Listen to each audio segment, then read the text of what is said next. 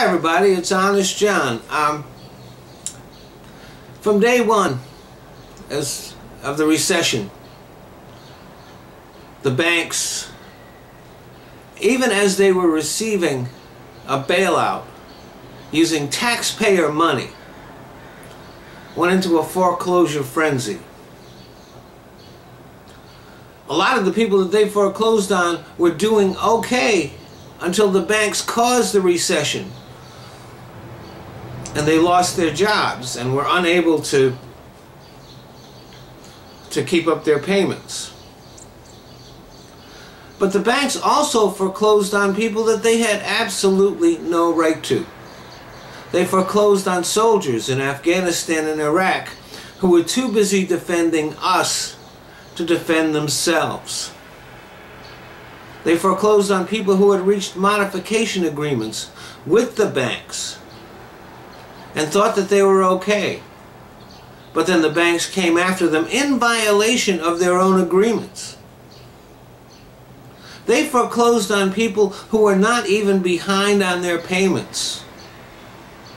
Now, some people were able to fight the banks successfully, but a lot of people lost their homes. They had their homes stolen from them by the banks. And even after these abuses came to light, the banks continued to do these things. As a matter of fact, they're still doing them today. There are people right now who are being illegally foreclosed on by the banks. So finally, the Justice Department went after the banks. Well, if anybody expected justice, they can forget about it. The banks received a gentle kiss on the ass. The settlement amounted to a few $1 billion. The settlement checks are now being received, and they average about $300. That's what these people are getting for having their houses stolen. $300. Now that's a judgment that needs to be vacated. The lawyers who arranged it should be fired.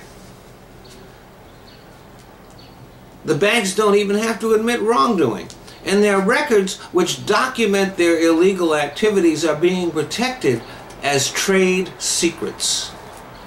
Well, here's their trade secret. They're a bunch of fucking crooks, and they need to go to jail. And if people lost their houses, they should get the full value of those houses plus interest. Eric Holder has always been way too much in bed with the banks. Time after time, the banks have been caught in criminal activity, and Holder has refused to prosecute them with the lame excuse that it would be bad for the economy. Now this makes him as big a crook as they are.